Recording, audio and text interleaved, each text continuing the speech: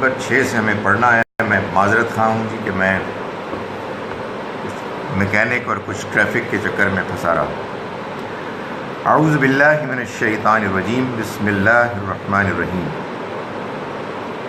ان فی اختلاف اللیل والنہار وما خلق اللہ فی السماوات والارض لآیات لقوم یتقون۔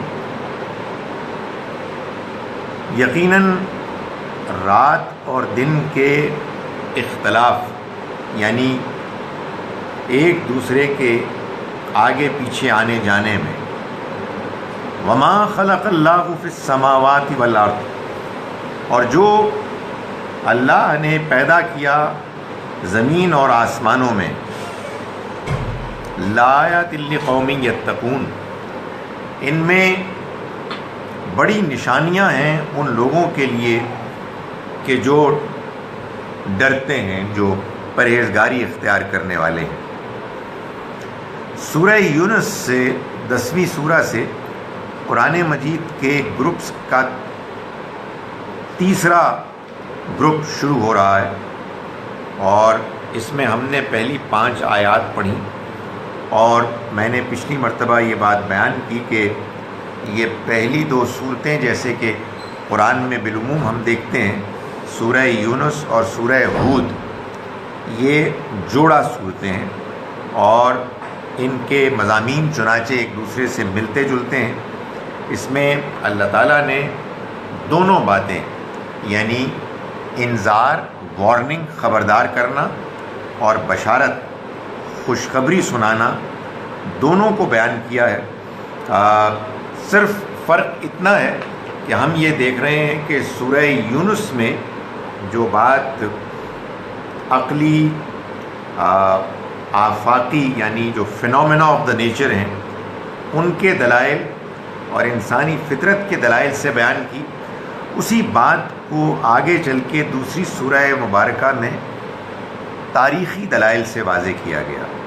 یہ قرآن مجید کا انداز ہے بات کو سمجھانے کا کہ بعض اوقات وہ ہمیں متوجہ کرتا ہے ان نشانیوں اور دلائل کی طرف کہ جو ہمارے گرد و پیش میں ہیں، آسمان میں ہیں، زمین میں ہیں، اور بعض اوقات وہ ہمیں متوجہ کرتا ہے خود ہماری اپنی شخصیت، ہماری اپنی فطرت کے اندر جو نشانیاں موجود ہیں ان کی طرف، اور بعض اوقات تاریخ کا حوالہ دے کر وہ یہ واضح کرتا ہے کہ اللہ تعالیٰ نے انسانی تاریخ میں بھی بہت سے ایسے واقعات رونما کیے کہ جن سے یہ معلوم ہوتا ہے کہ قرآن جن حقیقتوں کی طرف دعوت دے رہا ہے وہ سب سچ ہیں، یعنی یہ کہ اس کائنات کا بنانے والا ایک رب ہے کہ جو بنانے والا بھی ہے اور اس کو چلانے والا بھی ہے، یعنی یہ کہ موت کے بعد ایک اور زندگی آنے والی ہے کہ جس میں انسان جواب دہ ہوگا اپنے اعمال کی بنیاد پر اپنے رب کے سامنے۔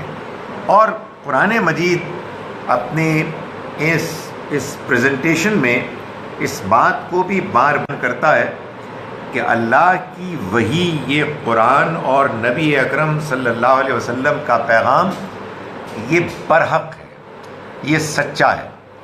ان تمام باتوں کو قرآن مجید بیان کرتا ہے دلائل، شواہد اور نشانیوں کے ذریعے سے، تاکہ وہ لوگ کہ جو غور و فکر کرنے والے ہیں، جو سمجھ استعمال کرنے والے ہیں، اپنے فہم کو استعمال کرنے والے ہیں، ان کے لیے آپ عقل استعمال نہیں کریں گے تو آپ کو بات سمجھ میں نہیں آئے گی، اور اگر آپ عقل کو استعمال کریں گے لیکن آپ کے اندر اللہ کا ڈر نہیں ہے، آپ کے اندر بات کو سمجھنے کی آمادگی نہیں ہے، تو آپ کو بات سمجھ میں نہیں آئے گی۔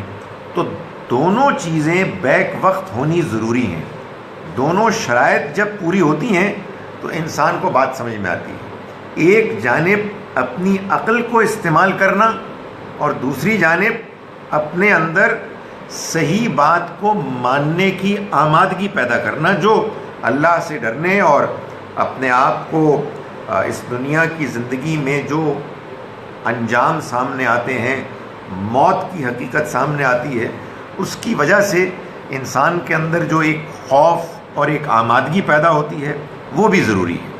تو فرمایا جو لوگ اس کائنات پر غور کرتے ہیں اور اللہ کی بنائی ہوئی اس دنیا کے ڈیزائن پر غور کرتے ہیں، اس میں نشانیاں ہی نشانیاں ہیں اللہ کے رب ہونے کی، آخرت کے برحق ہونے کی، اور اللہ کی وحی اور قرآن کے پیغام کے سچے ہونے۔ ان الذین لا یرجون لقاءنا ورضوا بالحیاۃ الدنیا واطمأنوا بها والذین هم عن آیاتنا غافلون اولئک مأواہم النار بما کانوا یکسبون۔ یہ جو میں ابھی بات بیان کر رہا تھا کہ وہ لوگ کہ جو ڈرنے والے ہیں انہی کے لیے نشانیاں ہیں، اسی کو مزید اللہ تعالیٰ نے آگے ایک دوسرے انداز میں یوں بیان فرمایا کہ یقیناً وہ لوگ کہ جو اللہ سے ملاقات کی امید نہیں رکھتے، یعنی جن کے اندر اس بات کا کوئی اندیشہ نہیں ہے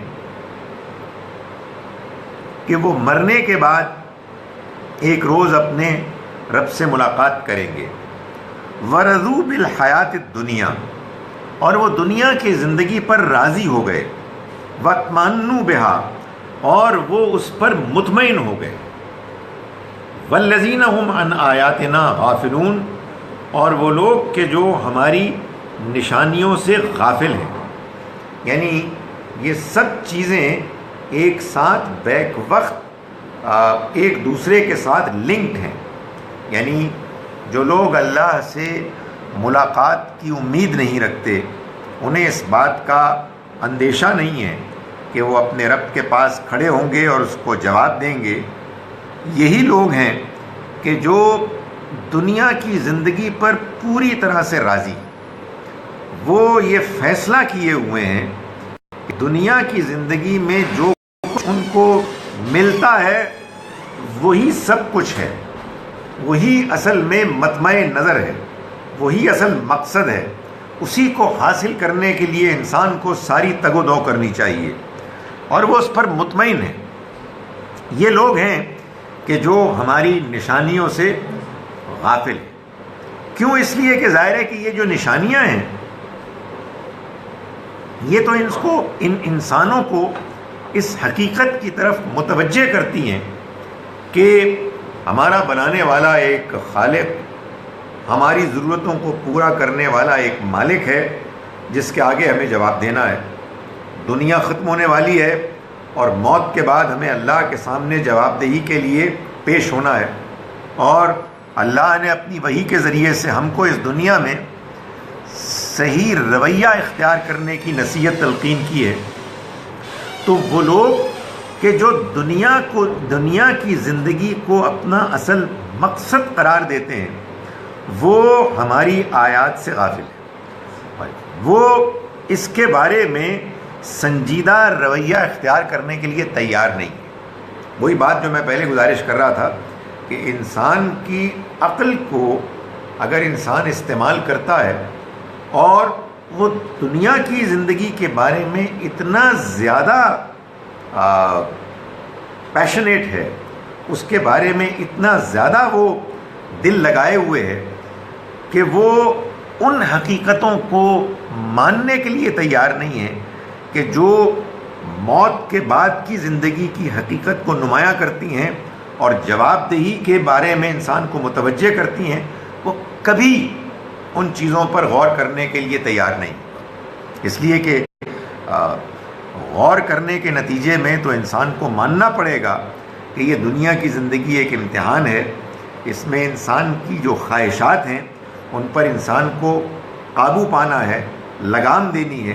ظاہر ہے کہ وہ مرنے کے بارے میں سوچنے کے لیے تیار نہیں۔ فرمایا کہ یہ لوگ ہیں کہ جو ہماری آیات سے غافل ہیں، یعنی وہ ہماری آیات پر غور کرنے کے لیے تیار نہیں ہے، ان کے پاس نہ اس میں دلچسپی ہے، نہ ان کے پاس اس کے لیے فرصت ہے۔ آج آپ ذرا ٹیڑھا برداشت کر لیں، اس لیے کہ میرا خیال ہے کہ ذرا سا اینگل تو بنے گا۔ اولئک مأواہم النار، اللہ تعالیٰ نے فرمایا کہ یہ لوگ ہیں کہ جن کا ٹھکانہ آگ ہوگی۔ بما کانوا یکسبون، اس وجہ سے کہ جو وہ کماتے رہے ہیں، جو وہ کرتوت کرتے رہے ہیں۔ اس سے معلوم ہوا کہ ظاہر ہے کہ یہ چیزیں آپس میں لازم و ملزوم ہیں۔ اگر ایک شخص دنیا کی زندگی کے بارے میں اس قدر زیادہ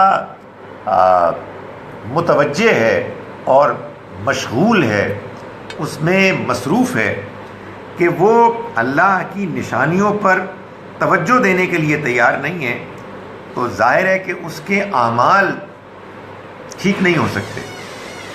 اس کے اعمال میں، ایسے لوگوں کے اعمال میں کھوٹ ہوگی۔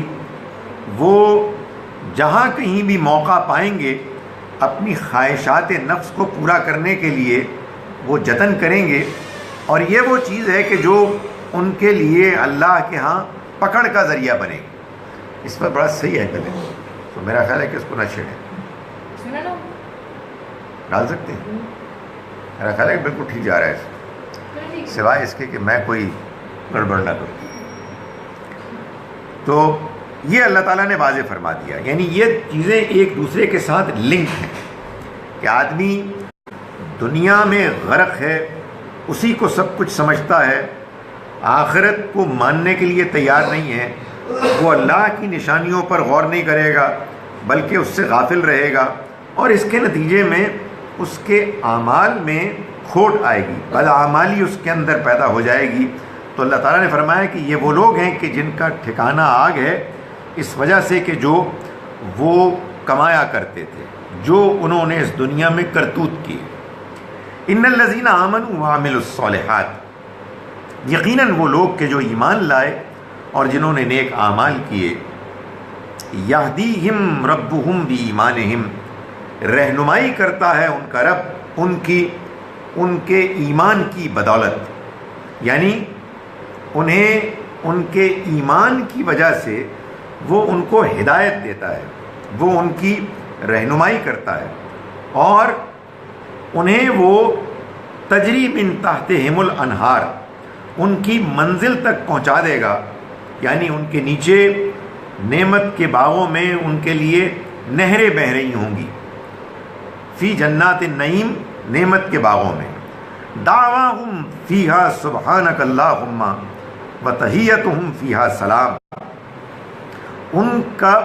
وہاں ان کے لیے جو صدا ہوگی، جو آواز ہوگی، وہ ہوگی سبحانک اللہم، اے اللہ تو ہر عیب سے پاک ہے، وتحیتہم فیہا سلام، اور ان کی گریٹنگز، ان کی ایک دوسرے کے لیے آپ کہیے کہ تسلیمات وہ ہوں گی کہ آپ اللہم سبحانک اللہم وتحیتہم فیہا سلام، سلامتی کی گریٹنگز ہوں گی۔ وہ ایک دوسرے کو دعائیں دیں گے کہ تم سب پر سلامتی ہو، یعنی تم محفوظ رہے دنیا میں بھی برائی سے، شیطان کے حملوں سے، اب آخرت میں تم اللہ کی پکڑ سے محفوظ رہو گے۔ وآخر دعواہم، اور ان کا آخری کلمہ یہ ہوگا کہ ان الحمد للہ رب العالمین، تمام شکر اس اللہ کے لیے ہے جو تمام عالم کا پروردگار ہے۔ یہ ان کی دعائیں ایک دوسرے کے لیے ہوں گی، خاص طور پر اس میں جو کلمہ ہوگا وہ یہ ہوگا کہ اللہ تو ہر عیب سے پاک ہے، یعنی ہم اس بات کو ماننے کے لیے نہ دنیا میں تیار تھے اور نہ اس آخرت میں یہ بات کسی صورت بھی تسلیم کی جا سکتی ہے کہ اللہ کی ذات میں کوئی عیب ہے، اللہ میں کوئی کمزوری ہے، وہ کوئی غلط فیصلہ کر سکتا ہے۔ یعنی اگر اس دنیا کی زندگی میں انسان اس حقیقت کو تسلیم کر لے کہ اللہ ہر عیب سے پاک ہے، تو پھر اس کے لیے یہ ماننا لازم ہے کہ اس دنیا کے بعد ایک اور زندگی ہے، اس لیے کہ دنیا کی زندگی میں تو انسان کو اگرچہ کہ اللہ کی بہت سی نعمتیں، بہت سی نشانیاں نظر آتی ہیں، لیکن ساتھ ہی ساتھ یہ خامی اور یہ عیب بھی نظر آتا ہے کہ اس دنیا میں انصاف نہیں ہے، اس دنیا میں بعض لوگ پس رہے ہیں، بعض لوگ ہیں کہ جن کے ساتھ زیادتی ہو رہی ہے، بعض لوگ ہیں کہ جن کو کہ دنیا میں یا تو ماضی کے غم اور پچھتاوے ہیں یا مستقبل کے اندیشے اور خوف ہیں. اس دنیا میں وہ دیکھتے ہیں کہ یہ دنیا موت کے نتیجے میں ختم ہو جاتی ہے اور اس کے بعد معلوم ہوتا ہے کہ جیسے کہ بے مقصدیت ہے. بات سمجھ میں ہی نہیں آ رہی کہ ایک جانب ایسی شاندار تخلیق کہ معلوم ہوتا ہے کہ قدم قدم پر چپے چپے پر ایسی بے مثال نشانیاں ہیں کہ جن نشانیوں کو دیکھ کر ان پہ غور کر کے انسان اس بات کو ماننے پر مجبور ہو جاتا ہے کہ اس دنیا کا، اس کائنات کا ہمارا بنانے والا خدا وہ ہستی ہے کہ جو ہر عیب سے پاک ہے، جو رب ہے، پالنے والا ہے، جو حکیم دانا ہے، اس کی حکمت بے پناہ ہے، اور جو انسانوں کے معاملے میں رحم کرنے والا ہے، رحمت والا ہے، اور جس کی قدرت ہے جو بے پناہ ہے. ان تمام حقیقتوں کو ماننے کے بعد یہ بات ماننی بہت مشکل ہے کہ موت کے بعد کوئی زندگی نہیں ہوگی اور اس دنیا کی زندگی میں جو کچھ ہو رہا ہے اس کا خاتمہ ہو جائے گا مرنے کے بعد. تو فرمایا کہ وہ ایسے ایمان والے کہ جو اللہ تعالیٰ کی نشانیوں کو دیکھ کر اللہ کی صفات کو جاننے لگتے ہیں، وہ آخرت میں ایک دوسرے سے جب ملیں گے، کامیاب ہوں گے، تو وہ یہ کہیں گے کہ سبحانک اللہم، کہ اللہ تو ہر عیب سے پاک ہے. اور وہ ایک دوسرے کو سلامتی کی دعائیں بھیجیں گے اور ان کی آخری جو بات ہوگی وہ ہوگی کہ تمام شکر اور تعریف اس اللہ کے لیے ہے کہ جو جہان والوں کا رب ہے، ان کا پالنے والا ہے. یعنی مطلب یہ ہے کہ اس نے اس دنیا میں بھی ان کو نوازا، ان پر مہربانیاں کیں، اور آخرت میں تو گویا کہ اس کی عنایت، اس کی مہربانی، اس کی تعریف اپنی آخری حد کو پہنچ گئی کہ اس نے عملاً یہ دکھا دیا کہ وہ تمام اعلیٰ صفات کا مالک ہے. اور اس نے اگر دنیا کی زندگی میں لوگوں کو امتحان کے مرحلے سے گزارا تو آخرت میں اب ان کے لیے اس نے کامیابی کو طے کر دیا ہے. اس پر وہ لوگ شکر کریں گے، اس کی تعریف کریں گے. جی جناب.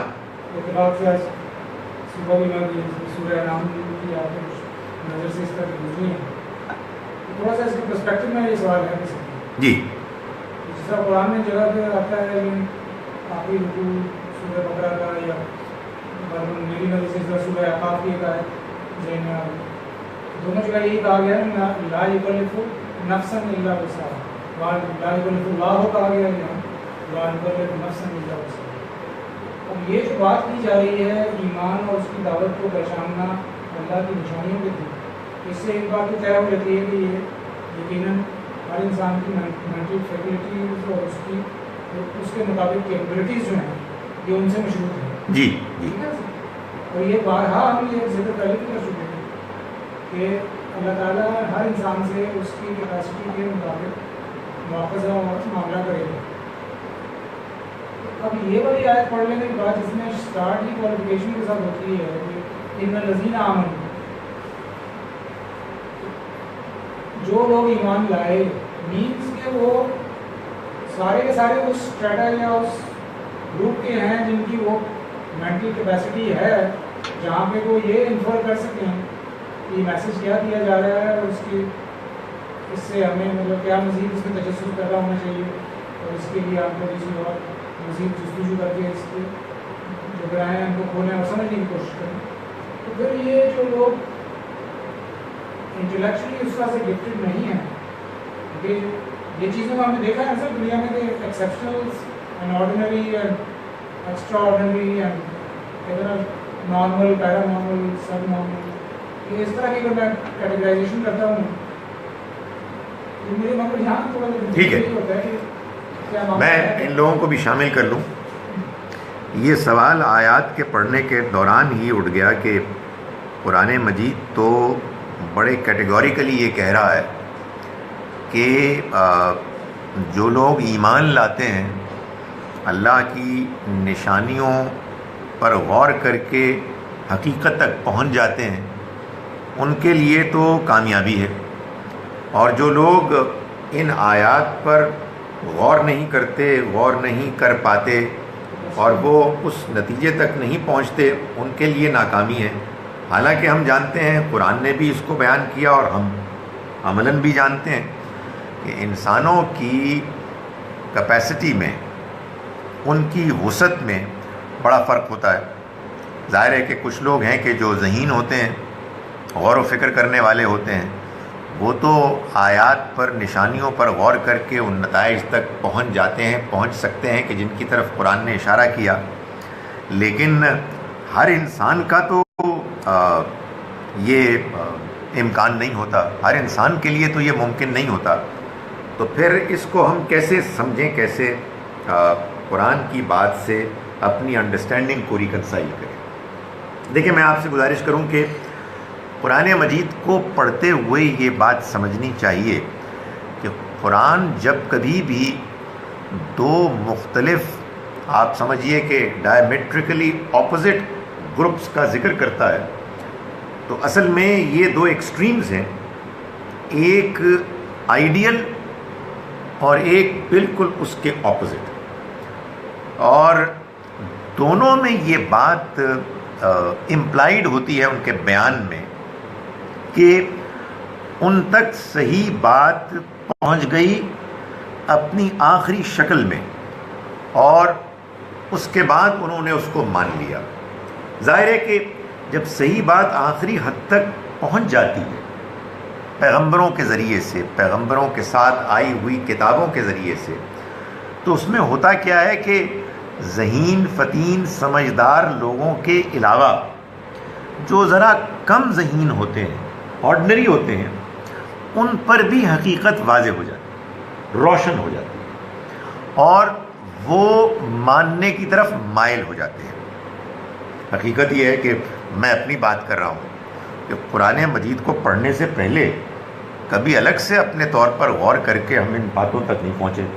یہ تو قرآن نے ہم کو دعوت دی ہے، تو بات سمجھ میں آئی ہے کہ واقعی یہ سورج، یہ چاند، یہ ستارے، یہ بارش، یہ چرند، یہ پرند، یہ سب کچھ اللہ کی بڑی نشانیاں ہیں، تو انسان ان کو پڑھ کر، غور کر کے یہاں تک پہنچ جاتا ہے۔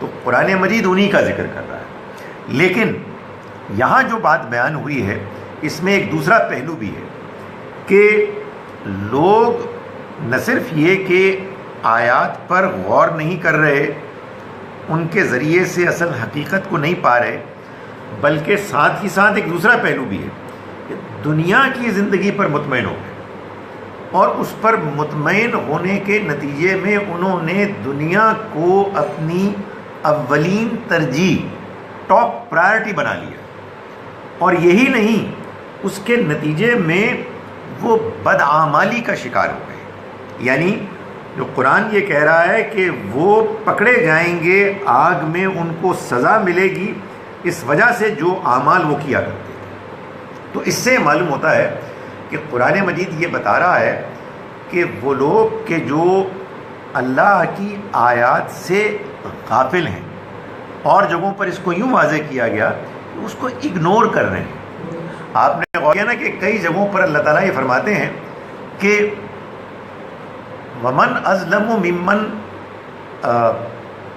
اس سے زیادہ اور ظالم کون ہو سکتا ہے کہ جو اللہ کی آیات کا انکار کرتا ہے، وَأَعْرَضَ عَنْهَا، اور اس سے اعراض کرتا ہے۔ وہ لوگ کہ جو ذکروا بآیات ربہم، اپنے رب کی آیات سے یاد دہانی کرائے گئے، ثم یعرضون عنہا، پھر وہ اس سے اعراض کرتے ہیں۔ یعنی جو بات امپلائیڈ ہے وہ یہ ہے کہ لوگوں کو دعوت دی جا رہی ہے، لوگوں کے سامنے اللہ کا پیغام پیش کیا جا رہا ہے، اللہ کے پیغمبر اس کو پیش کر رہے ہیں، اللہ کی کتاب ان تک پہنچ گئی ہے، لیکن وہ اس سب کے باوجود اس طرف توجہ کرنے اور اس کو سنجیدگی کے سے لینے میں گریز کر رہے ہیں، اس لیے کہ ان کے سامنے دنیا کی زندگی کی ٹیمپٹیشنز اتنی زیادہ ہیں کہ وہ اس کو کسی صورت بھی اہمیت دینے کے لیے تیار نہیں ہے۔ ان لوگوں کو اللہ تعالیٰ قرار دے رہا ہے کہ یہ مجرم ہیں۔ رہے وہ لوگ کہ جو دنیا میں رہتے ہیں، ان کے سامنے کوئی پیغام بھی اتنا زوردار طریقے سے نہیں آیا، وہ کائنات کی نشانیوں پر اس طرح سے غور بھی نہیں کر پاتے، لیکن ان کی دنیا میں جو روش ہے، جو رویہ ہے، وہ ایک شریف النفس انسان کا رویہ ہے. وہ کوئی جان بوجھ کر غلط کام نہیں کرتے، اور کرتے ہیں تو شرمندہ ہوتے ہیں، اللہ کی دی ہوئی فطرت کے مطابق زندگی گزارتے ہیں. ان کا کیا بنے گا اللہ ہی فیصلہ کرے. مگر اللہ نے یہ وعدہ کیا ہے کہ اللہ تعالیٰ کسی انسان کے ساتھ ذرہ برابر زیادتی نہیں کرے. ان کے بارے میں، جیسا کہ آپ نے صحیح فرمایا، ان کے بارے میں فیصلہ ہوگا ان کی کیپیسٹی کے مطابق.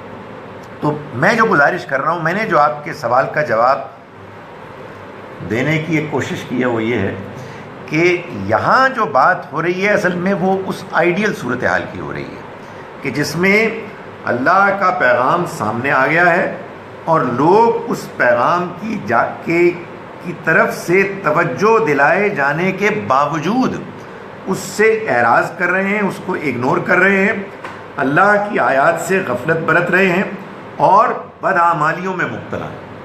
یہ لوگ ہیں کہ جو پکڑے جائیں گے. چنانچہ جن لوگوں کے سامنے یہ حالات نہیں ہیں ان کا کیا ہوگا؟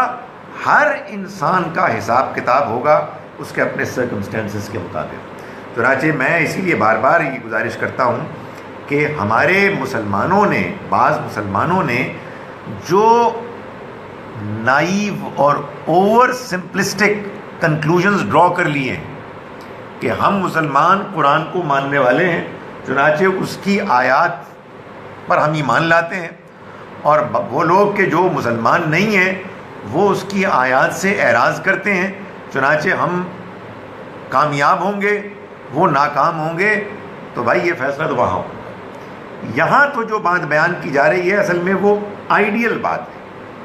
آئیڈیل سرکمسٹینسز میں جو دعوت پہنچتی ہے اس کے بعد دودھ کا دودھ پانی کا پانی ہو جاتا ہے. جب صورتحال آئیڈیل نہیں رہتی تو پھر اللہ تعالیٰ کی لیول آف ایکسپیکٹیشن کم ہو جاتی ہے اور وہ ہر انسان سے ڈیل کرے گا اس کے اپنے حالات، اس کے اپنے سرکمسٹینسز کے.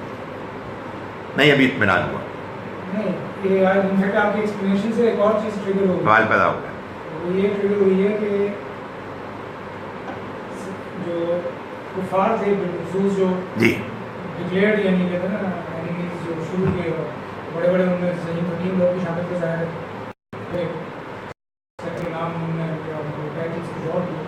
اور مثال کے طور پہ میں یہ اسی اس میں کانٹیکسٹ میں پڑھ رہا تھا کہ اکرمہ بن ابو جہل جو ہے جی جی اس نے جا کے ایمان کا قبول کیا، یعنی کہ فتح مکہ کے بعد فتح مکہ کے بھاگ گیا. ویسے ایک کام کریں یار، آپ یہاں آ جائیں، مجھے یہ لوگ اعتراض کرتے ہیں آواز نہیں آتی. ادھر آ جائیں. ہاں ادھر آ جائیں.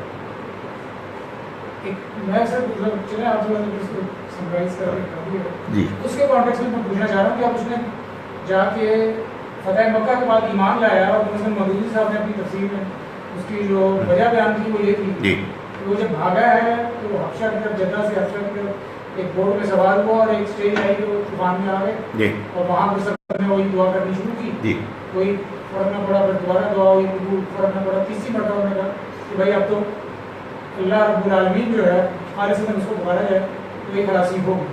اور وہ ہوا جو کہتے ہیں وہاں سے نکل گیا.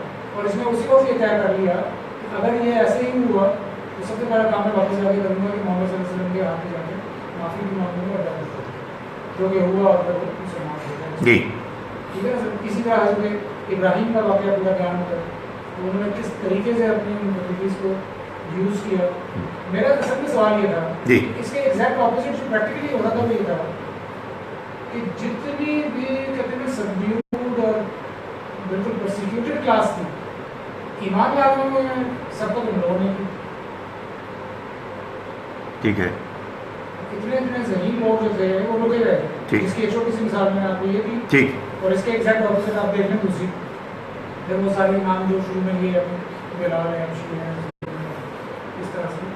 یہ مطلب تھوڑا سا مجھے بعض اوقات بالکل نہیں سمجھ آتی. یعنی جو سوال مجھے اس طرح ہو رہا تھا ہاں کہ جن سے بالکل توقع نہیں تھی یا جن کو اس زمانے کے بالکل مینیل سے یا ڈراپ آؤٹس کہہ لیں یا بالکل ڈسکارڈیڈ کلاسز تھی، سب کا تو ایمان میں بولے گئے والسابقون الأولون ٹھیک میں وہ شمار ہوئے. ٹھیک.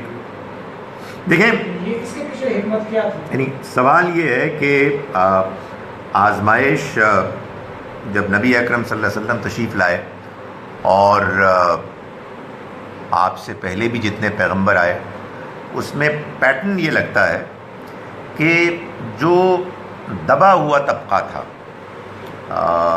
جو مار کھا رہے تھے، جو پسے ہوئے تھے، وہ لوگ ایمان لے آئے، اور جو لوگ جو بظاہر انٹلیکچوئل نہیں تھے، اور جو لوگ انٹلیکچولی گفٹڈ تھے اینڈ پروبیبلی دیئر فور وہ سوسائٹی میں غالب تھے، اس کی ایلیٹ کلاس تھی، انہوں نے انکار کیا. اور ان میں اگر کوئی ایمان بھی لے آیا تو بڑے آخر میں، جیسے انہوں نے اکرمہ ابن ابو جہل کی مثال دی کہ جو آخر میں بھاگ رہا تھا اور چھوڑ کے چلا گیا، جدے سے آگے وہ جا رہا تھا، تو سمندر میں جب کشتی ڈاواڈول ہوئی اور ڈوبنے لگی تو بالآخر جب اللہ سے دعا کی تو اس وقت اس کو خیال آیا کہ محمد صلی اللہ علیہ وسلم بھی تو آخر یہی دعوت دے رہے تھے، تو میں پھر ان کو کیوں نہ مانوں.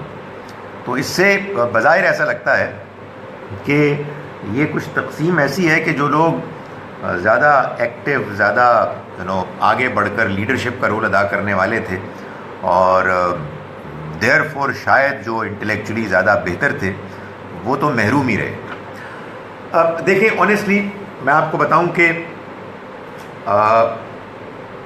یہ ضرور ایکسرسائز کرنی چاہیے جہاں تک انسان کے لیے ممکن ہے کہ آپ جو آپ کے پاس ہسٹوریکل ریکارڈ ہے اس کو آپ ایکسپلین کرنے کی کوشش کریں. لیکن the fact of the matter is کہ ہسٹوریکل ریکارڈ اور انڈیویجولز کے احوال آپ کو کبھی بھی 100% صحیح بات تک نہیں پہنچا سکتے.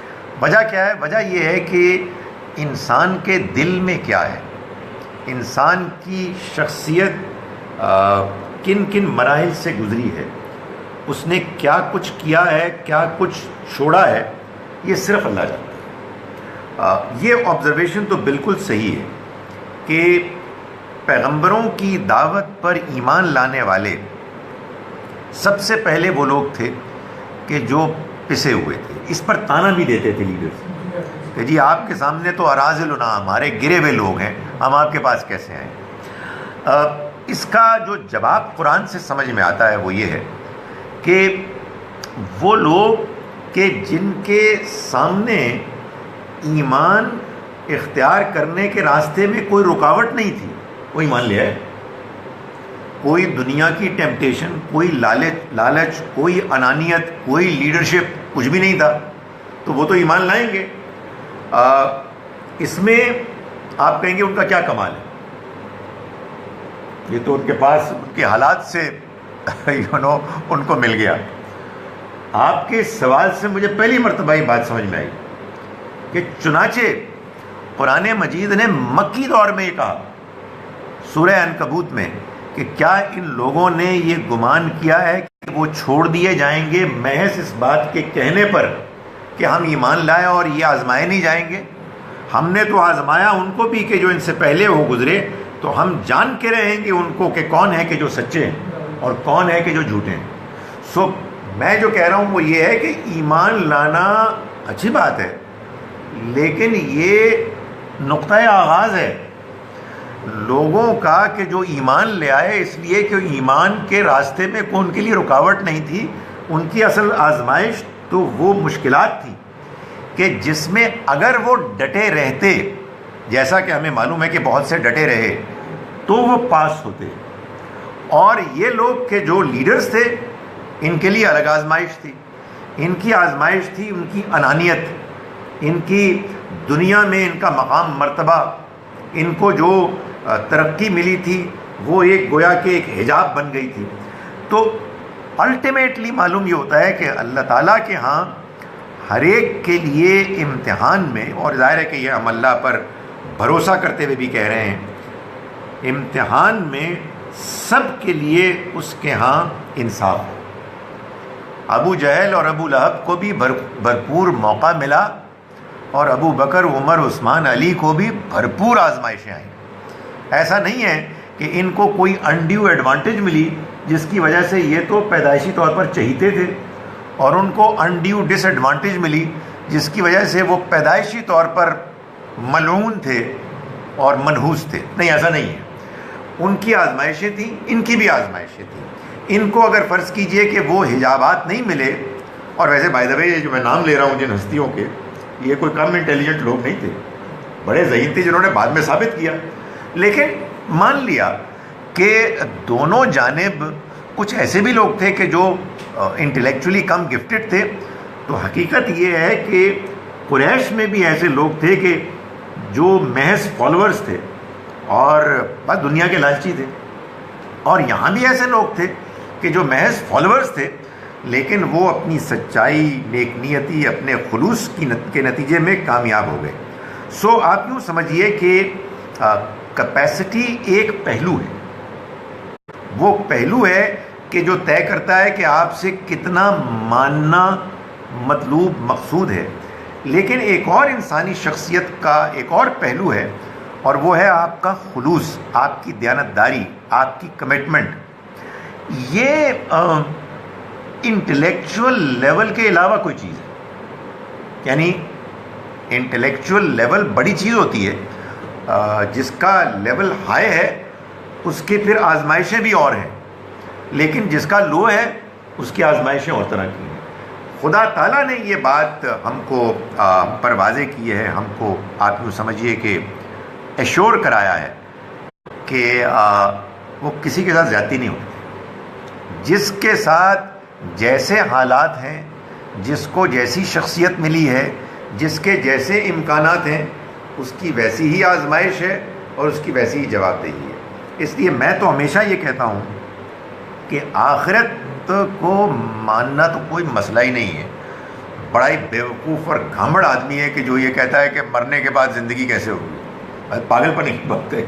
صبح و شام ہمیں سب چیزیں نظر آ رہی ہیں کہ موت کے بعد زندگی بالکل ممکن ہے۔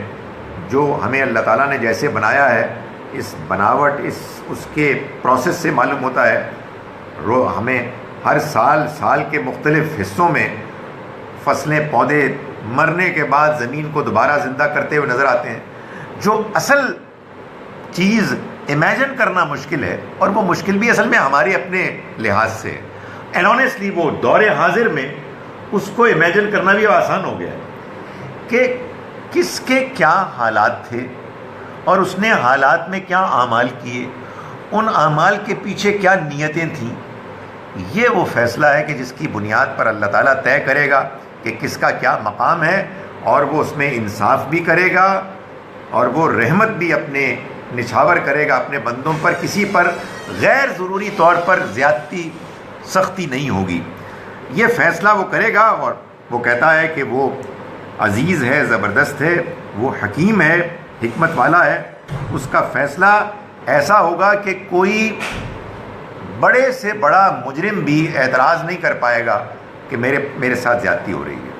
آپ اجازت دیں تو ایک آیت اور ہم پڑھ لیں آج۔ فرمایا کہ وَلَوْ يُعَجِّلُ اللَّهُ لِلنَّاسِ الشَّرَّ اسْتِعْجَالَهُم بِالْخَيْرِ، اگر اللہ جلدی کرنے والا ہوتا برائی کے عذاب کے معاملے میں، جیسا کہ وہ جلدی کرتا ہے بھلائی کے معاملات میں، لَقُضِيَ عَلَيْهِمْ أَجَلُهُمْ، تو ان کی مدت ان کے لیے پوری کر دی جاتی۔ یعنی اصل میں یہ بتایا جا رہا ہے کہ یہ انکار کرنے والے کفار اس بات کا تقاضا کرتے ہیں کہ اگر آپ کی یہ بات درست ہے کہ عذاب آ جائے گا، عذاب آنے والا ہے، آپ کو معلوم ہے کہ اللہ کے رسول یہی وارننگ دیتے تھے کہ اللہ کا عذاب، اللہ کی پکڑ آنے والی ہے، تو انکار کرنے والے بجائے اس کے کہ اس سے خوف زدہ ہوتے، اپنے آپ کو درست کرتے، متوجہ ہوتے، وہ مذاق اڑاتے، اور مذاق اڑانے میں وہ یہ بات بھی کہتے کہ اگر آپ واقعی ہم کو منوانا چاہتے ہیں کہ کوئی عذاب آنے والا ہے تو بھائی اس کی کوئی نشانی دکھا دے، کوئی چھوٹا موٹا عذاب آ جائے، ہم دیکھ لیں، ہم کہیں یار واقعی یہ کچھ آنے والا ہے۔ تو اللہ تعالیٰ اس کے جواب میں فرماتے ہیں کہ وَلَوْ يُعَجِّلُ اللَّهُ لِلنَّاسِ، یہ عذاب مانگتے ہیں اگر اللہ لوگوں کے لیے عذاب کے معاملے میں جلدی کرنے والا ہوتا، استعجالہم بالخیر، اسی طرح جلدی کرتا جس طرح وہ ان کے ساتھ خیر کے معاملے میں جلدی کرتا ہے، رحمت کے معاملے میں جلدی کرتا ہے، تو کیا ہوتا لَقُضِيَ إِلَيْهِمْ أَجَلُهُمْ، تو ان کی مدت تو بہت جلدی پوری ہو جاتی۔ لیکن اللہ تعالیٰ کیا کرتے ہیں؟ خیر کے معاملے میں بہت آگے کرتے ہیں، جلدی کرتے ہیں، اور سختی اور پکڑ کے معاملے میں ڈھیل دیتے ہیں، اگنور کرتے ہیں۔ فرمایا فَنَظَرُ الَّذِينَ لَا يَرْجُونَ لِقَاءَنَا فِي طُغْيَانِهِمْ يَعْمَهُونَ، چنانچہ ہم چھوڑ دیتے ہیں ان لوگوں کو کہ جو ہماری ملاقات کی امید نہیں رکھتے، فی طغیانہم یعمہون، ان کی سرکشی میں کہ وہ بھٹکتے پھریں، ان کو بھٹکنے کے لیے ہم چھوڑ دیتے ہیں۔ یعنی یہ ہمارا فیصلہ ہے کہ ہم لوگوں کے پکڑ کے معاملے میں جلدی نہیں کریں گے، لیکن لوگوں کے ساتھ رحمت، عنایت اور بہتری کے معاملے ہم جلدی کریں گے۔ اگر ہم وہی جلدی کہ جو لوگوں کی بھلائی کے معاملے میں کرتے ہیں ان کی پکڑ کے معاملے میں بھی کرتے تو پھر ان کی پکڑ بہت جلدی ہو جاتی ہے، لیکن ہم ایسا نہیں کرتے، ہم لوگوں کو چھوڑ دیتے ہیں، اور اس کا نتیجہ یہ نکلتا ہے کہ ان کو ڈھیل ملتی ہے، ان کو موقع ملتے ہیں جس سے وہ غلط فہمی کا شکار ہو جاتے ہیں، اور وہ یہ کہتے ہیں کہ یہ ہمارے ساتھ کیا ہو، اور یہ ہمارے ساتھ معاملہ کیوں نہیں ہو رہا کہ ہمارے اوپر کوئی چھوٹا موٹا عذاب آ جائے جس سے کہ ہمیں بات سمجھ میں آ جائے۔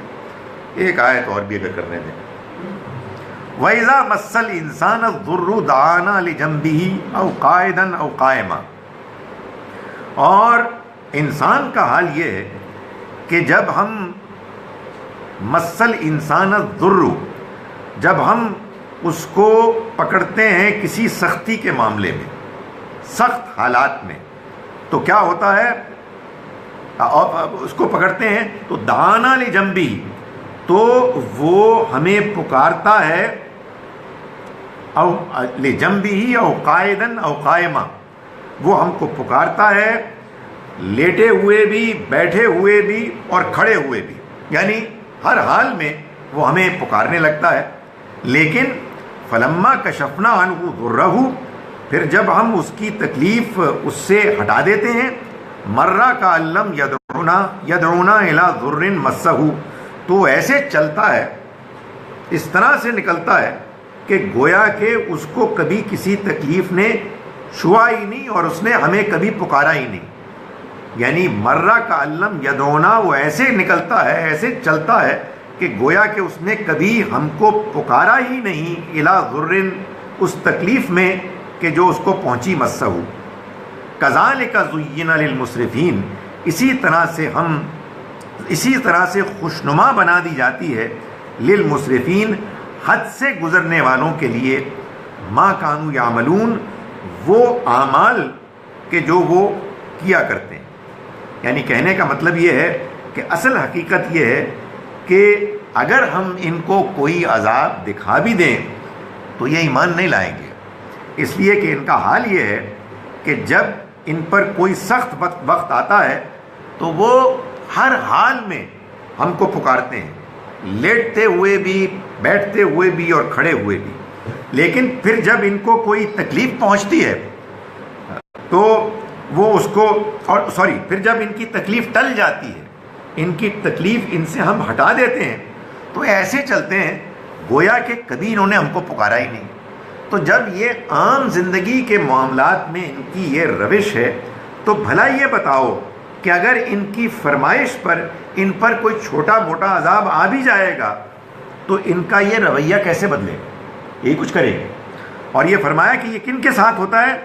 یہ ان لوگوں کے ساتھ ہوتا ہے کہ جو حد سے آگے بڑھنے والے ہیں، جو زیادتی کرنے والے ہیں، جو بدعمالی کرنے والے ہیں۔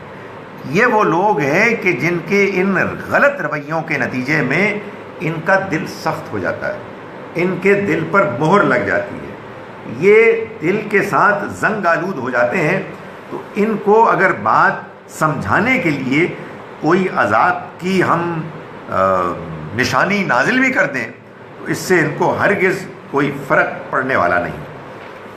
میں ان آیات کا ترجمہ ایک مرتبہ پھر کر رہا ہوں جو ہم نے آج پڑھی ہیں۔ آیت نمبر 6 سے ہم نے آج کا سبق شروع کیا، تاخیر سے شروع کیا، میری غلطی کی وجہ سے میں پھنس گیا تھا، لیکن آدمی جب بھی پھنستا ہے اپنی غلطی سے ہی پھنستا ہے۔ بسم اللہ الرحمن الرحیم۔ ان فی اختلاف اللیل والنہار، یقیناً رات اور دن کے ایک دوسرے کے پیچھے ترتیب کے ساتھ آنے جانے میں، وما خلق اللہ فی السماوات والارض، اور جو اللہ نے پیدا کیا آسمانوں میں اور زمین میں، لآیات لقوم یتقون، نشانیاں ہیں ان میں ان لوگوں کے لیے کہ جو ڈرنے والے ہیں۔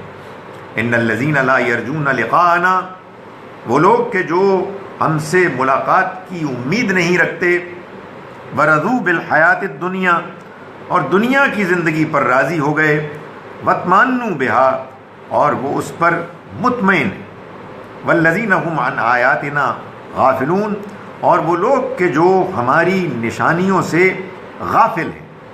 اولئک مأواہم النار، یہ وہ لوگ ہیں کہ جن کا ٹھکانہ آگ ہوگی، بما کانوا یکسبون، اس وجہ سے کہ جو وہ کماتے تھے، جو وہ بدعمالی کرتے تھے۔ یہ پوری پکچر بیان کی گئی، یعنی اللہ کی آیات کو اگنور کرنا، دنیا کی زندگی میں غرق ہو جانا اور بدعمالیوں میں مبتلا ہو جانا، یہ وہ لوگ ہیں کہ جو اللہ کے ہاں پکڑے جائیں گے۔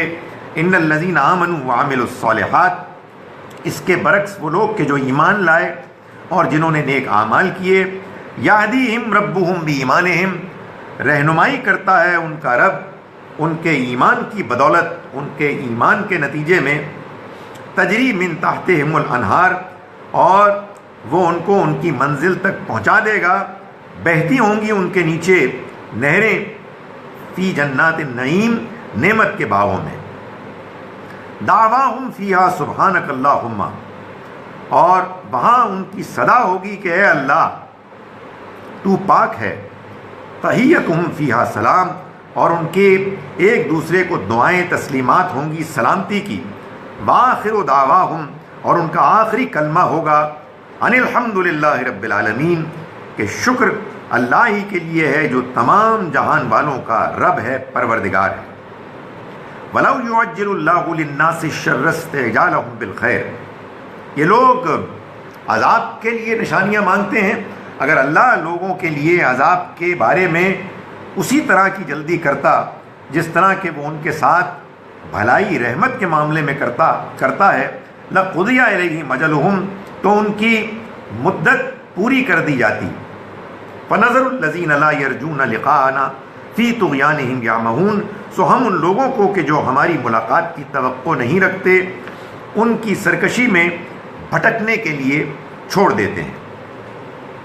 وَإِذَا مَسَّ الْإِنسَانَ الضُّرُّ دَعَانَا لِجَنبِهِ أَوْ قَاعِدًا أَوْ قَائِمًا، یہ لوگ عذاب کی نشانی مانگتے ہیں، لیکن حقیقت یہ ہے کہ ان انسانوں کا حال یہ ہے کہ جب ان پر کوئی سخت وقت کوئی تکلیف آتی ہے تو وہ لیٹے ہوئے، بیٹھے ہوئے اور کھڑے ہوئے ہم کو پکارتے ہیں،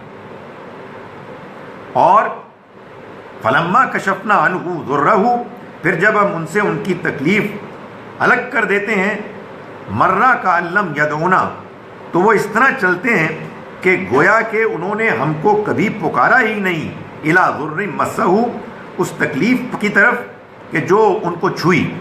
کذالک زین للمسرفین، اسی طرح سے خوشنما بنا دیا جاتا ہے حد سے آگے بڑھنے والوں کے لیے، ما کانوا یعملون، ان اعمال کو کہ جو وہ کیا کرتے ہیں۔ اقول قولی ھذا واستغفر اللہ لي ولکم۔ سر ایک کنفیوژن ہمیشہ رہتی ہے کہ جی کہ اول مخاطب تو اس قرآن کے اس وقت کے وہ لوگ تھے، چاہے وہ ایمان لائے یا نہیں لائے، چاہے وہ کفار میں سے تھے یا اہل ایمان تھے، تو لیکن کبھی ہم یہ تعین کرتے ہیں کہ یہ جو مخاطب جو ہے یہ اس وقت کے لوگ ہیں، یہ قیامت تک آنے والے بعد میں لوگ نہیں ہیں، تو جیسے ہم سورہ یونس ابتدا میں ہی دیکھتے ہیں کہ اللہ شروع اس سے کر رہا ہے اس کو دل کا آیات الکتاب الحکیم، کہ ایسا لگتا ہے کہ this is going to be something which is going to be journalized forever. Is my understanding right, اور ڈو یو اسٹل تھنک کہ اس میں جرنلائزیشن اس والے سیگمنٹ میں جو ہم سمجھ رہے ہیں، کیونکہ اس میں ایسے احکام نہیں ہیں جو کوئی جن سے کوئی بڑی پرپلیکس قسم کی سچویشن کریٹ ہو جائے، تو اس طرح ہم اس طرح سوچ رہے ہیں کہ یہ آج بھی اسی طرح ہی اللہ ہم سے مخاطب ہے جس طرح اس وقت کے لوگوں سے مخاطب ہے. بالکل ایسے ہی ہے. دیکھیں بات یہ ہے کہ قرآن مجید کا پیغام عالمگیر ہے تمام انسانوں کے لیے. یعنی حقیقت یہ ہے کہ ہم مسلمانوں کو موقع ملے تو ہماری یہ آرزو لالچ ہونی چاہیے کہ ہم ایک ایک انسان کو یہ بتائیں. میری تو ہمیشہ یہ خواہش ہوتی ہے کہ اگر کسی انسان سے ملاقات ہو جو ہمارے پیغام کو نہیں جانتا، اس کو بات پہنچائی جائے، اس کو بات سمجھائی جائے، اس کو کنونس کیا جائے، اس کو دلائل دیے جائیں، اس کے سوالات کے جوابات دیے جائیں. لیکن یہ ہر انسان کے اپنے حالات کے مطابق ہے. یہ حکمت والی کتاب ہے. چنانچہ یہ کتاب ہم کو یہ بتاتی ہے کہ اس کا پیغام ہر انسان پر بغیر اس کے حالات کی رعایت کے اپلائی نہیں ہوتا، بلکہ ہر ایک کے بارے میں یہ دیکھا جائے گا کہ وہ کتنا جانتا تھا، اس تک بات کتنی پہنچی اور اس کے کیا حالات رہے. لیکن یہاں پوری اللہ جو ہے جب بیان کر رہا ہے کچھ جو آیات یا نشانیاں دکھا رہا ہے وہ ایسی ہے جو کہ یونیورسل ہے، جس کے لیے کسی کا خاص پیغام سننا یا پہنچنا اس تک ضروری نہیں. جیسے دن اور رات کا آنا جانا، تو جیسے ان فی اختلاف اللیل والنہار وما خلق اللہ فی السماوات والارض لآیات لقوم یتقون، یعنی ان سب کے لیے اس میں نشانیاں ہیں جو اللہ سے ڈرتے ہیں. یعنی اس میں جو امپلائڈ چیز یا جو ہے وہ بلکہ ایکسپلین کرنی وہ صرف خوف ہے. یعنی ایٹیٹیوڈ ٹھیک اگر ہوگا تو اس کو یہ بات خود سے سمجھ آنی شروع ہو جائے. اب سر پرابلم یہ ہوگا کہ کچھ لوگوں کے ایٹیٹیوڈ میں ایسا کوئی پرابلم ہے جس کی وجہ سے ان کو یہ چیزیں نظر ہی نہیں آ رہی. وہ یہ سوچ رہے ہیں کہ یہ تو جیسے الٹ ٹپ ہو چکا سب کچھ، یہ تو اسی طرح ہی چل رہا ہے، یہ تو ایک نظام ہے جو بنا دیا گیا ہے.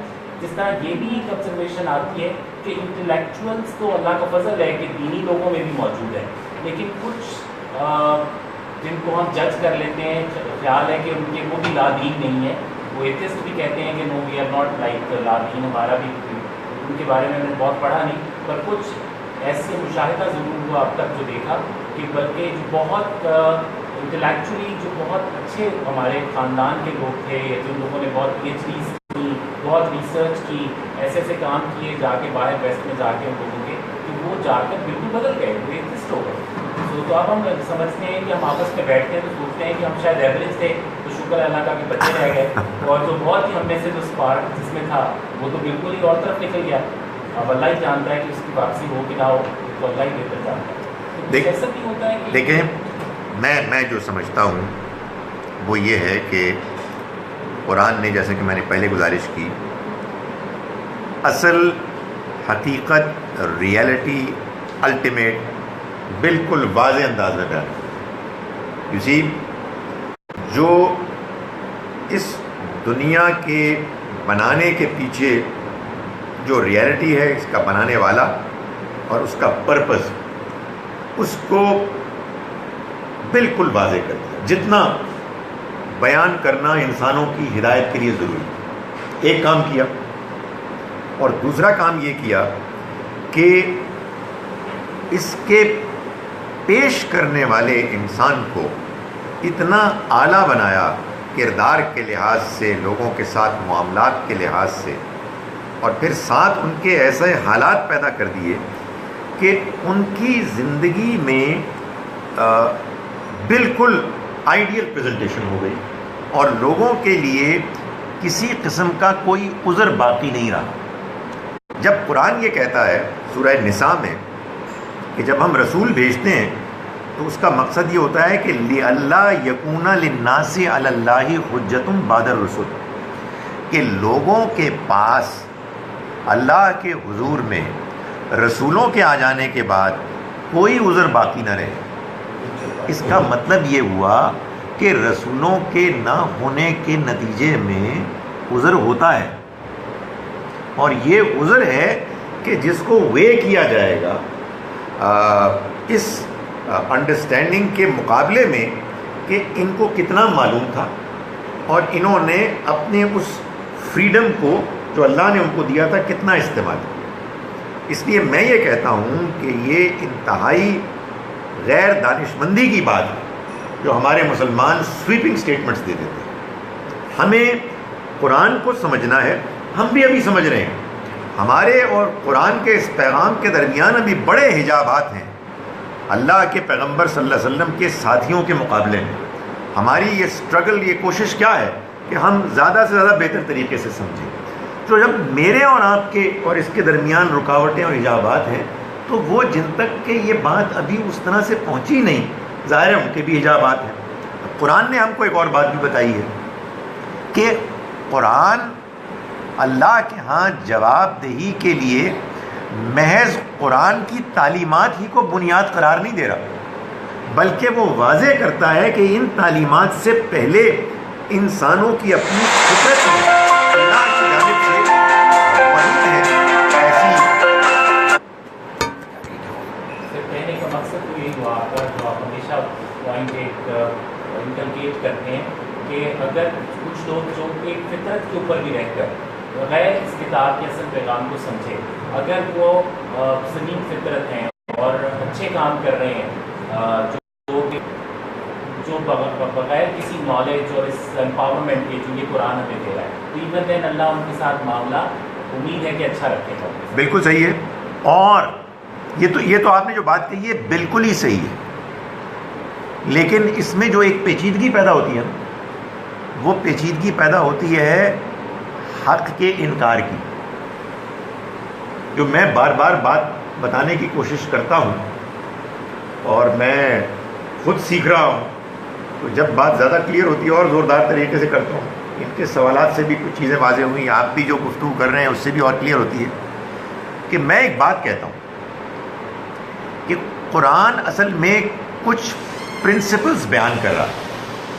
ان میں سے ایک پرنسپل یہ ہے، ایک اصول یہ ہے کہ انسان اگر کردار کا اچھا ہے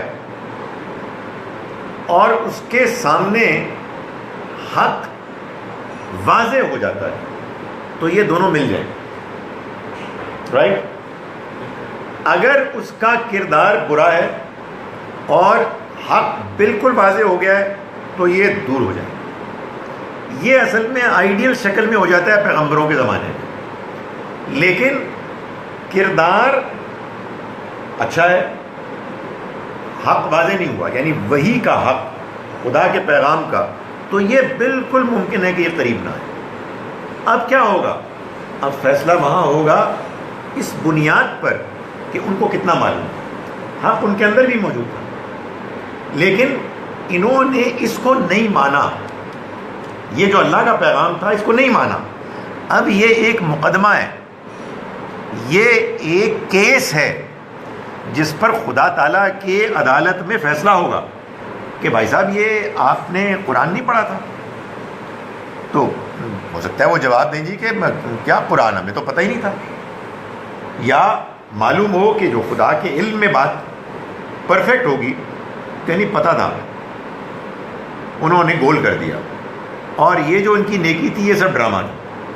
یہ تو فیصلہ وہاں ہوگا نا. تو یہ قرآن یہ بتا رہا ہے کہ دیکھو تم کو جو فطرت ملی ہے اور تم کو جو پیغام ملا ہے ان دونوں میں کوئی تضاد نہیں ہے، لیکن حالات کے بدلنے سے یہ بالکل ممکن ہے کہ پیغام موجود ہو لیکن اچھے لوگ نہ مان رہے ہو. تو یہ جو بات آپ کہہ رہے ہیں یہ بالکل صحیح ہو سکتی ہے کہ ایک آدمی ہے جو بظاہر بالکل نہیں مان رہا، کچھ بھی نہیں مان رہا، اور اللہ کی عدالت میں جا کے معلوم ہو کہ نہیں یہ اتنا برا نہیں تھا جتنا مذہبی لوگ اس کو برا سمجھ رہے تھے. اس لیے وہ عدالت، وہ جواب دہی، اکاؤنٹیبلٹی کہ جو خدا تعالیٰ کے یہاں ہوگی وہ تو ایک ایک چیز کو کاؤنٹ کرے گی، ایک ایک ایسپیکٹ کو وہ اہمیت دے گی اور فیصلہ ہوگا. ایک اور بات بہت اچھی بات ہے جیسے ہم ایک دعا کے طور پہ جو کہتے ہیں وہ آخر الدعوانا ان الحمدللہ رب العالمین، اس میں یہ تھوڑا سا یہ بھی سمجھ آتا ہے کہ یہ ایگزیکٹ قرآن کے لفظ نہیں ہوتے، کسی وقت آپ اس سے کوئی دعا بناتے ہیں یا کوئی چیز کرتے ہیں تو آپ اس میں تھوڑی تبدیلی کر سکتے ہیں. بالکل کر سکتے ہیں. یہ ہے آخر الدعواہم ان الحمدللہ، کیونکہ وہ اس وقت ان کی ہر بات ہے، ان کی ہر بات اس وقت یہ ہوگی، اور ہم کہہ رہے ہیں ہماری ہر بات یہ ہوگی. آخر الدعوانا ان الحمدللہ. بالکل صحیح. ایسا ہو سکتا ہے، ایسا ہو سکتا ہے. اس طرح ربنا آتنا فی الدنیا حسنۃ وفی الآخرۃ حسنۃ وقنا عذاب النار وادخلنا الجنۃ مع الابرار. یہ ایک ساتھ لگاتے ہیں لوگ، لاہے کا سابقہ کچھ اور کرتے ہیں ایسے. اس پہ کبھی ہم پریشان بھی ہوتے ہیں کہ یہ کیا سچ مچ کدھر سے آ گیا یہ، تو کیا اس کی بھی اجازت دی جا سکتی ہے؟ ہاں بالکل بالکل دی جا سکتی ہے. ہمارے دعا کرنے میں الفاظ میں اگر ہم کوئی حالات کی اپنے ذوق کی مناسبت سے کوئی تبدیلی کر دیں تو یہ کوئی بری بات نہیں ہے، سوائے اس کے کہ کوئی ایسی چیز ہو جائے کہ جو قابل گرفت ہو. اس میں ظاہر ڈسکشن ایسی ہی ہوگی کہ یہ بات ٹھیک نہیں لگتی، یا کوئی کہنے کو کہہ سکتا ہے کہ یار آپ قرآن کی دعا کو چھوڑ کے کسی اور دعا کو کیوں اختیار کر رہے ہو. اس طرح کی بحث ہو سکتی ہے، مگر کوئی چیز رکاوٹ نہیں ہے. کوئی اور سوال نہیں تو میں یہاں سے لے سکتا ہوں. یہ میں آپ کو ویسے بتا رہا ہوں کہ یہ میرا جملہ بھی پکڑا گیا ہے کہ میں جب یہ جملہ بولتا ہوں کہ آپ لوگوں کا کوئی سوال نہیں ہے تو میں یہاں سے سکتا ہوں، تو وہاں سے مجھے اعتراض آتا ہے کہ آپ نے کہا، آپ کا مطلب ہے کہ ہم لوگ نمبر 2 پرائیورٹی ہیں. تو میں نے بڑے ادب سے کہا جی کہ انفارچونیٹلی یس، اس لیے کہ جو سامنے بیٹھے ہوئے ہیں وہ مطلب میں کیا کروں. آپ کا تو مکہ بھی مجھ کو نہیں لگ سکتا. یہ اگر پتھر ماریں گے مجھے سیدھا لگے گا. کمال کیا جی.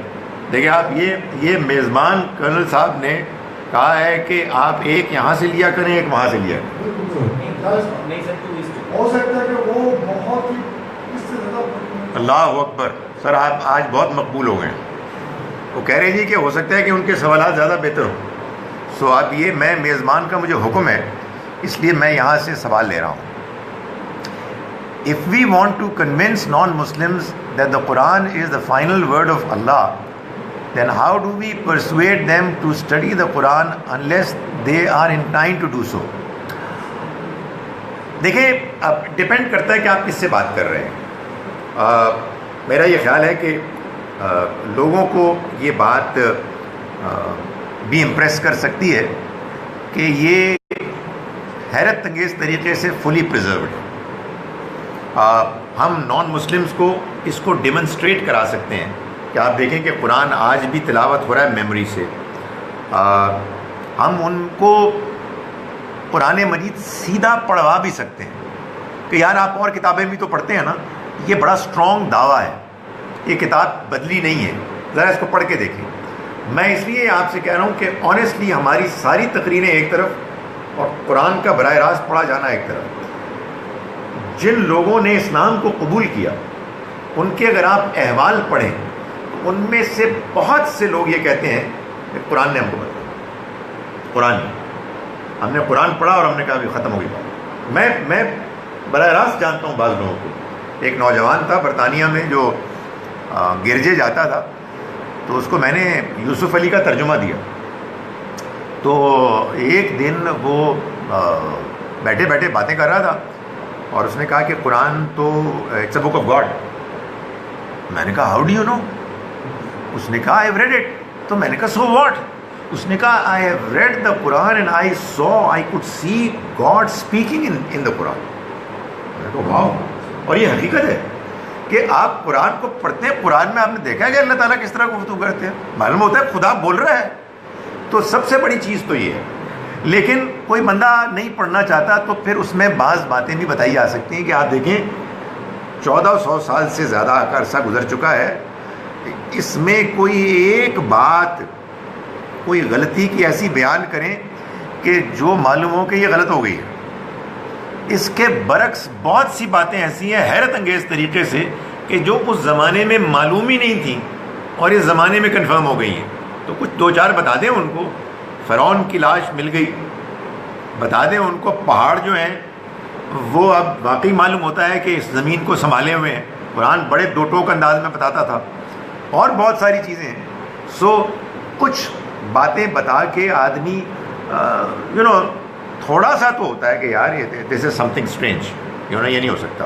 ویسے بائی دا وے میں کل ہی کوشش کرتا ہوں کہ وہ چھوٹی سی کلپ ہے 1.5 منٹ کی، آمدی صاحب نے بھی اس کا ایک جواب دیا ہے، وہ اس کو میں کل بھیجتا ہوں کہ قرآن کیوں اللہ کی کتاب کے طور پر ماننی ضروری ہے انسان کے لیے.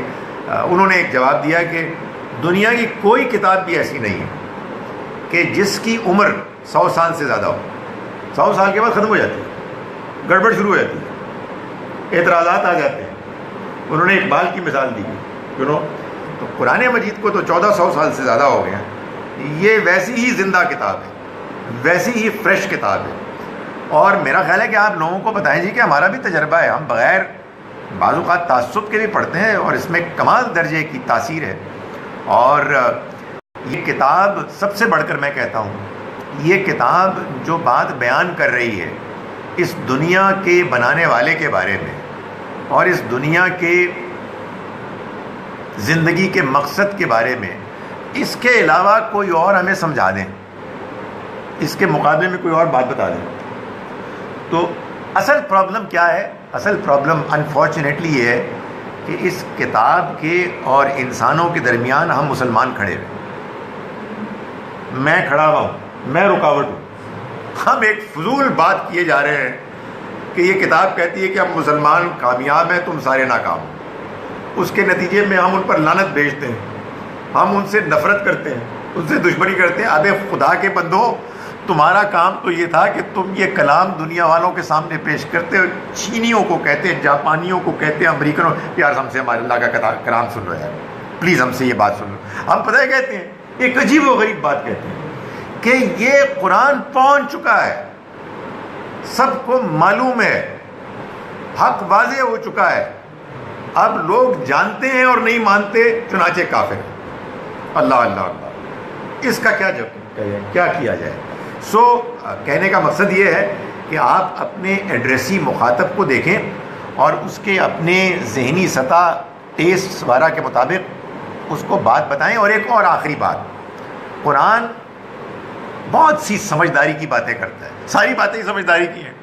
ان میں سے ایک سمجھداری کی بات اور بھی کرتا ہے، اور وہ یہ ہے کہ جس کو دلچسپی نہیں ہے اس پہ زبردستی نہ ٹھوسو، تمہارا کام ہی نہیں ہے. If he is not interested, why are you interested? آپ ان کو سمجھانے کی کوشش کریں. جس بندے کو ہم یہ بتا رہے ہیں کہ اللہ کا کلام نازل ہو گیا ہے، یہ محفوظ ہے، یہ بتا رہا ہے موت کے بعد ایک زندگی ہے، یہ بتا رہا ہے تمہارا بنانے والا کون ہے، وہ کہتا ہے مجھے دلچسپی نہیں ہے، تو آپ کر کیا سکتے ہیں؟ آپ کے خیال میں آپ کوئی ایسی زبردست کوئی آیت پیش کریں گے جس کے بعد وہ آپ کے گلے ملے گا، واہ واہ جی کمال ہو گیا، تھینک یو ویری مچ؟ نہیں، ایسا نہیں ہوگا. قرآن یہ واضح کرتا ہے کہ یہ کلام اسی کو متاثر کرے گا جو اس کو سننے سمجھنے کے لیے تیار. سر ایک ایشو سے تو ہمیشہ بات یہ سمجھ آتی ہے کہ اصل مشکل میں تو ہم خود ہیں مسلمان جو اس پہ بلیو بھی کرتے ہیں ایبسلیوٹلی، اور پھر بھی ڈس انٹرسٹڈ ہے. مطلب ہم اس کو سمجھنے کے لیے اپنا وقت نہیں دے رہے. We have so many other جو ہے نا liabilities and issues which we keep on. مطلب زندگی کے اندر اپنے آپ کو اتنا بزی رکھا ہوا ہے. آج مجھے کہہ رہا تھا کہ وہ کرو کام جو تمہیں کوئی خوشی دیتا ہے. تو تھوڑا سا ہوتا ہے کہ ایک مڈ لائف میں جا کے ایک کرائسس ٹائپ ہوتا ہے کہ سمجھ نہیں آتی کہ کیا کر رہے ہیں. ہاں بالکل ٹھیک. یہ لائف ہو گئی ہے کہ صبح سے شام جتنے بھی مریض دیکھنا چاہیں دیکھ سکتے ہیں، جتنا بھی پیسہ بنانا چاہیں بنا سکتے ہیں. تو مطلب کیا یہی سب کچھ تھا جس کے لیے ہم سب کچھ کر رہے تھے؟ تو ایک اندازہ نہیں ہو پا رہا کہ اصل ہیپینیس وہ ایک بالکل صحیح. اسی سے مجھے ایک بات اور اس جواب میں آئی کہ بعض اوقات پرابیبلی آپ کو پیشنٹلی ویٹ کرنا چاہیے. آپ اپنے 21 سالہ بیٹے کو بیٹی کو مولوی بنانا چاہتے ہیں جبکہ وہ انٹرسٹڈ ہی نہیں ہے، تو آپ اس کو بد دل اور بیزار تو کر سکتے ہیں لیکن اٹریکٹ نہیں کر سکتے. کہنے کا مطلب یہ ہے کہ بال کا انتظار تو کریں نا، ہر بال پہ چوکا تو نہیں مارا جا سکتا، کئی بالیں چھوڑنے والی بھی ہوتی ہیں. کرنل صاحب آپ کا شکریہ ادا کیا جا رہا ہے، آپ کی تعریف کی جا رہی ہے کہ آپ نے بہت بڑا زبردست فیصلہ سنا دیا. جی جی جی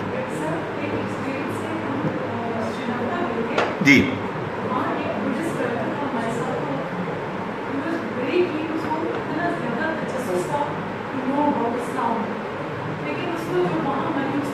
ہائے ہائے ہائے ہائے ہائے اللہ اکبر.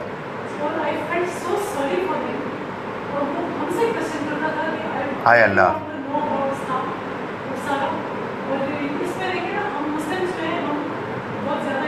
میں کہتا ہوں کہ مجھے بعض اوقات جی چاہتا ہے کہ سب کام چھوڑ کے بیگ کریں لوگوں سے، یار یہ بات سنو یار، اور مسلمانوں کو نہ دیکھو پلیز. Absolutely absolutely. میں نے ابھی لکھا تھا کہیں فیس بک میں، آج سے کوئی 2 مہینے پہلے، ایک صاحب جو امریکہ میں برکلے یونیورسٹی میں پروفیسر رہے اور ریٹائر ہوئے، گورے ہیں وہ، مگر وہ پیدا ہوئے سندھ میں، اور پیدا کب ہوئے؟ 1947 میں. اور میں کہتا ہوں کہ وہ اتنی ہی فلوئنٹ اردو بولتے ہیں جتنی فلوئنٹ میں پنجابی بولتا ہوں.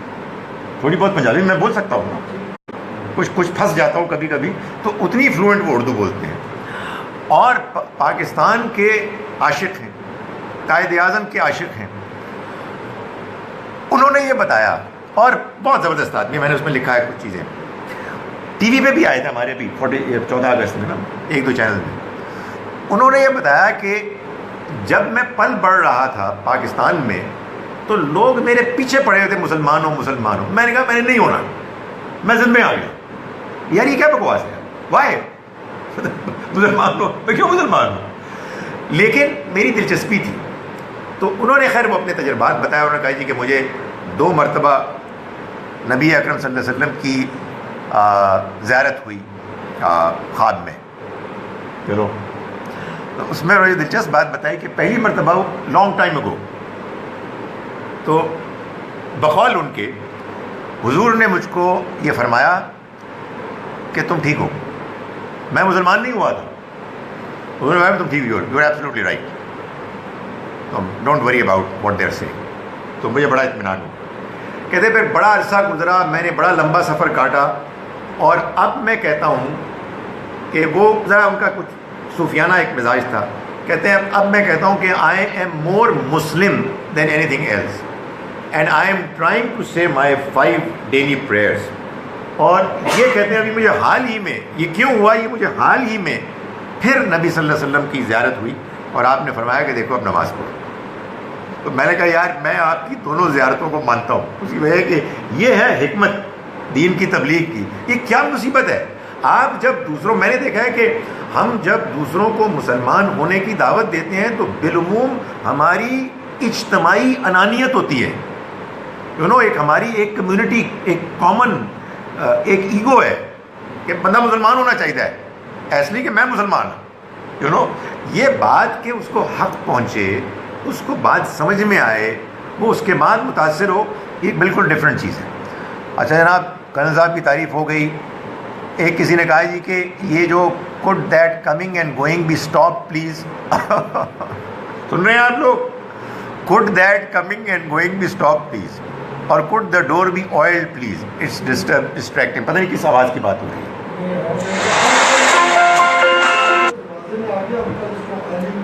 کر دیں گے، وہ پہنچ گئے جی، آئلنگ ہو جائے گی.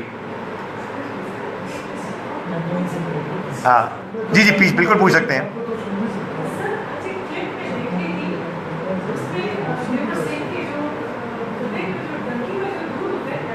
میں نے بھی سنی ہے جی. کچھ نہیں، میں اس کا انکار نہیں کرتا، یہ اس کا کوئی تعلق دین سے نہیں ہے. اگر اچھا ہوتا ہے ضرور پئیں، اس میں کوئی حلال حرام کی چیز ہی نہیں ہے. چلیں جی، آج اس پہ ختم کرتے ہیں. ایک فون آ رہا ہے، کسی نے آنا تھا. بہت شکریہ جی. اقول قولی